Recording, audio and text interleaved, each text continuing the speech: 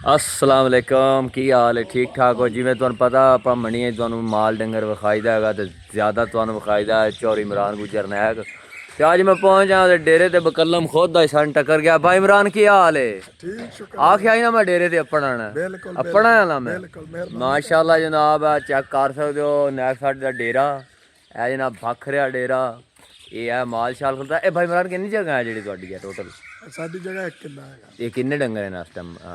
इस टाइम डंगर है 60 65 60 65 है। ये सेल वाले सारे में सेल वाले डंगर 20 है, बाकी आ डंगर घर दे। एक घर दे डंगर इत्थे आप ही तैयार करदे आ गए हो? आप ही तैयार करदे, बाकड़ी मज लैके कोई घर दी छोटी। इतने पट्ठे किवें पांदे हो? किन्ने बंदे? सैला ही पाउने नाल तूड़ी पाउने। हैला ते बंदे किन्ने? बंदे असि है 9 माशाल्लाह 60 65 डंगरां वास्ते आ गए। ए सेल वाले अलहदा तुसीं रखे हो? अलहदा अलहदा वाले लैदा, घर वाले डंगर लैदा। एक घर वाले डंगर अलहदा लिया। साहब इत्थे आए हन नाल। अज भाई होरी भी हन ते भाई होरां ने मिलाने आ तुहानू।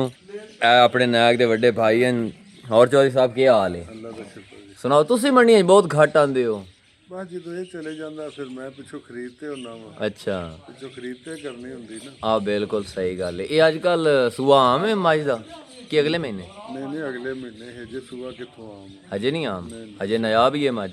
माई नजाब ही हजे अजकल सौखी मज लभ रही है औखी? औखी लभ रही है। 3 पिंड फिरो ते कमाई लभदी है। अच्छा जी सही। सूआ आम यानी कि सावणे च जाके आंदा? सावन जुतले महीने जेड़ा वा फिर आम हो जाती ਦੇ ਵਿੱਚ ਸਾਉਣ ਚ ਸੂਆ ਪੈ ਜਾਂਦਾ, ਹਰ ਚ ਲੱਭਣ ਲੱਗ ਪੈਂਦਾ। अच्छा जी ਹਾਂ ਤੇ ਫਿਲਹਾਲ ਤੇ ਛਾਟਾਂਗਾ ਹੁਣ।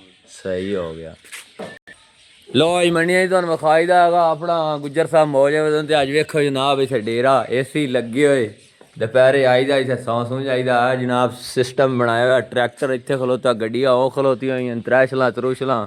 डेरे सोलर सिस्टम सारे लगे हुए हैं। इत्थे जो मर्जी ना कि मंडी का साढ़े हथ नहीं पांदा, अज कल्ला ही इत्थे चढ़ गया। क्यों नैक होर सुनाओ? अच्छा ये मैं दसो अगे भाई भी दसिया है अजकल माई सौखी लभ जाती कि औखी? ਮੱਝ ਅੱਜ ਕੱਲ ਬਹੁਤ ਔਖੀ ਲੱਗਦੀ। हला कदों सौखी लभदी है?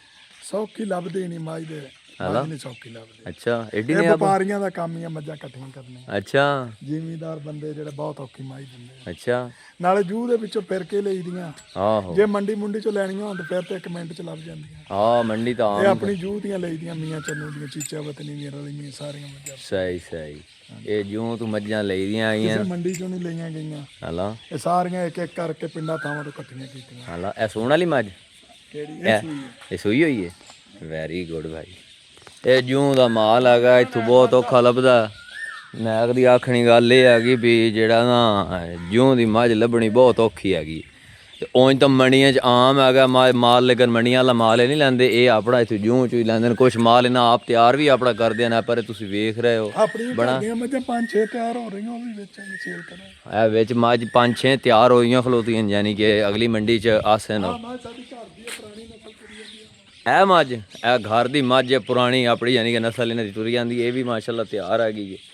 ਇਹ ਤੁਸੀਂ ਵੇਖਦੇ ਪਏ ਹੋ ਇੱਥੇ 5-6 ਮੱਝਾਂ ਤਿਆਰ ਹੈਗੀਆਂ ਨੇ ਜਿਹੜੀਆਂ ਜਨਾਬ ਕੇ ਆਣੀਆਂ। ਇਹ ਸੋਲਰ ਸਿਸਟਮ ਲੱਗਿਆ ਉਹ ਪਰੇ ਪਾਣੀ ਵਾਲਾ ਸਿਸਟਮ ਬਣਾਇਆ ਹੋਇਆ ਇਹਨਾਂ। ਉਹ ਪਰਲੇ ਪਾਸੇ ਸੋਲਰ ਵਾਲਾ ਜਿਹੜਾ ਇੱਥੇ ਚੱਲਦਾ ਆਟੋਮੈਟਿਕ ਦਿਹਾੜ ਤੇ ਮੱਝਾਂ ਫਿਰ ਆਪੇ ਨਾਂਦੀਆਂ ਧੋਂਦੀਆਂ ਰਹਿੰਦੀਆਂ। ਇਹ ਟੈਂਕੀਆਂ ਵਾਲਾ ਸਿਸਟਮ। ਇਹ ਇੱਥੇ ਜਨਾਬ ਪਾਣੀ ਵਾਲੀਆਂ ਹੌਜ਼ੀਆਂ ਬਣੀਆਂ ਨੇ, ਉੱਧਰ ਸੋਲਰ ਸਿਸਟਮ ਉੱਤੇ ਛੱਤ 'ਤੇ ਲੱਗਾ ਹੋਇਆ। ਕਾਫੀ ਯਾਨੀ ਕਿ ਨਾ ਸਹੀ ਵਪਾਰ ਜਿਹੜਾ ਹੈਗਾ ਉਹ ਕੀਤਾ ਹੋਇਆ ਕਿ ਜਿਵੇਂ ਵਪਾਰ ਹੁੰਦਾ ਵੀ ਆਪਣੀਆਂ ਤਿਆਰ ਵੀ ਕਰਦੇ ਨੇ ਤੇ ਮਾਲ ਨੂੰ ਸੌਖਾ ਵੀ ਆ। ਵੇਖਦੇ ਪਏ ਹੋ ਤੁਸੀਂ ਵੀ ਯਾਨੀ ਕਿ ਕਿਸੇ ਮੱਝ ਦੀ ਕੋਈ ਪਸਲੀ ਨਜ਼ਰ ਆਉਂਦੀ ਹੋਵੇ। ਇਹ ਡਿੱਗੀ ਬਣਾਈ ਹੋਈ ਜਨਾਬ ਸੋਲਰ ਸਿਸਟਮ ਦੇ ਮਾਲ ਇੱਥੇ ਆ ਕੇ ਆਪੇ ਨਹਾਉਂਦਾ ਧੋਂਦਾ ਰਹਿੰਦਾ ਹੈਗਾ। ਵਿੱਚ ਇਕਸਾਨ ਵੀ ਵਧੋ ਹੋਇਆ, ਇਧਰਲੇ ਪਾਸੇ ਵੀ ਮਾਲ ਵਧੋ ਹੋਇਆ। ਇਹ ਘਰ ਦੀਆਂ ਵੀ ਹਨ ਅਤੇ ਇਸ ਸਾਈਡ 'ਤੇ ਜਿਹੜੀਆਂ ਤਿਆਰ ਹੁੰਦੀਆਂ ਇਹ ਘਰ ਦੀਆਂ ਹੈਗੀਆਂ ਨੇ। ਅਤੇ ਉਹ ਪਰੇ ਜਿਹੜੀਆਂ ਉਹ ਆਪਣਾ ਖਰੀਦਾਰੀ ਵਾਲੀਆਂ ਹੈਗੀਆਂ ਉਹ ਜਿਹੜੀਆਂ ਵੇਚਣੀਆਂ ਹੁੰਦੀਆਂ ਨੇ ਨਾ। ਇਹ ਤੁਸੀਂ ਚੈੱਕ ਕਰ ਸਕਦੇ ਰਹੇ ਹੋ ਜਨਾਬ ਸਾਹਮਣੇ ਜਨਾਬ। ਅਤੇ ਵਲੋਗ ਅੱਜ ਅਸੀਂ ਥੋੜ੍ਹਾ ਜਿਹਾ ਵੈਸੇ ਬਣਾਇਆ ਐਂਟਰਟੇਨਮੈਂਟ ਵਾਸਤੇ ਕਿ ਜਿਵੇਂ ਮਾਲ ਵਪਾਰੀ ਕਿਵੇਂ ਤਿਆਰ ਕਰਦੇ ਨੇ, ਕਿਵੇਂ ਯਾਨੀ ਕਿ ਲੈ ਕੇ ਜਾਂਦੇ ਨੇ। ਅੱਗੇ ਤੁਹਾਨੂੰ ਵਿਖਾਈਦਾ ਮੰਡੀਆਂ 'ਚ ਕੀਮਤਾਂ ਸ਼ੀਮਤਾਂ ਵੀ ਦੱਸੀ ਦੀਆਂ ਨੇ। ਅੱਜ ਅਸੀਂ ਕੋਈ ਕੀਮਤ ਸ਼ੀਮਤ ਨਹੀਂ ਪੁੱਛੀ, ਅੱਜ ਵੈਸੇ ਹੀ ਇੰਟਰਵਿਊ ਲਿਆ ਹੈਗਾ ਇਮਰਾਨ ਭਾਈ ਦਾ।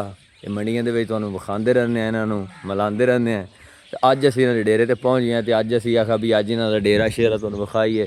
ਅਤੇ ਲਓ ਜੀ ਹੁਣ ਤੁਹਾਨੂੰ ਸਾਡਾ ਵਲੋਗ ਚੰਗਾ ਲੱਗੇ ਤਾਂ ਕਮੈਂਟ ਲਾਈਕ ਲਾਜ਼ਮੀ ਕਰ ਦੇਣਾ। ਅੱਲਾ ਹਾਫਿਜ਼।